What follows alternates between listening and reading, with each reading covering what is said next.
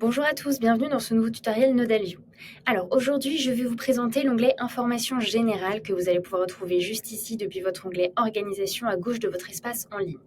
Attention, seuls les administrateurs de compte peuvent avoir accès à l'onglet Organisation. Alors ici, sur cette page, nous allons en effet pouvoir retrouver plusieurs informations, notamment celles du profil, qui pourront être consultées par vos clients potentiels. Donc, vous allez pouvoir y ajouter votre nom, donc soit le nom de votre agence, soit votre nom personnel, c'est à vous de voir, et ensuite votre site web. Par exemple, si vous créez une visite virtuelle et que vous y ajoutez votre logo, vos clients potentiels pourront directement cliquer sur le logo et seront redirigés dans un nouvel onglet sur votre site web. Ensuite, vous allez pouvoir décider de votre logo et de vos couleurs. En effet, le logo pourrait être affiché sur vos photos, sur vos visites virtuelles, mais également sur vos vidéos.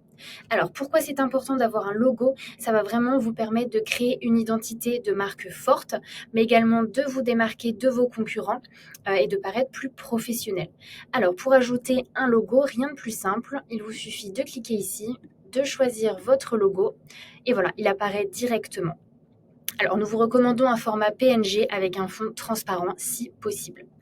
Alors ensuite, vous allez pouvoir choisir vos couleurs. Donc il y a la couleur principale, qui va vraiment permettre de définir votre identité visuelle et qui va être utilisée pour les boutons, pour votre texte. Et la couleur d'arrière-plan, qui va être la couleur derrière un texte, par exemple. Donc c'est ici que vous allez pouvoir la choisir. Alors en cliquant juste ici, vous allez voir que il y a des couleurs qui apparaissent en plus. Ces couleurs-là se découlent tout simplement du logo que vous venez d'insérer juste avant et vous allez pouvoir également les sélectionner. Donc ici, je souhaite sélectionner celle-ci, je l'ajoute et la couleur d'arrière-plan, je souhaite le blanc, je l'ajoute. Voilà. Alors, donc ensuite, passons au filigrane. Alors, quelle est la différence entre un filigrane et un logo? Le filigrane, lui, va être translucide et va avoir plutôt tendance à s'étaler, alors que le logo va être plus prononcé et va avoir tendance à plutôt être dans un coin, alors que le filigrane peut vraiment rester au milieu de l'image puisqu'il va être plutôt discret. Alors, pareil, ici, je clique ici pour le télécharger. Il s'ouvre immédiatement. Je sauvegarde. Et je vais pouvoir choisir les paramètres juste ici. Donc la taille, la position et également l'opacité. Je peux ici la modifier. Je sauvegarde et les changements sauvegardés s'appliqueront donc à toutes les photos téléchargées.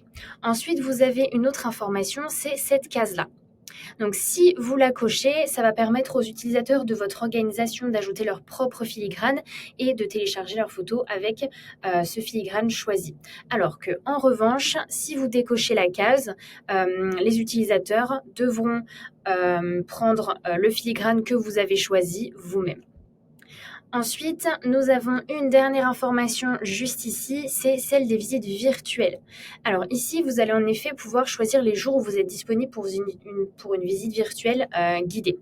Donc par exemple, moi, je ne veux pas être disponible le lundi. Il me suffit simplement de sauvegarder et mes clients potentiels ne pourront pas réserver une visite virtuelle guidée avec moi le lundi. Donc voilà pour toutes ces informations. Merci beaucoup.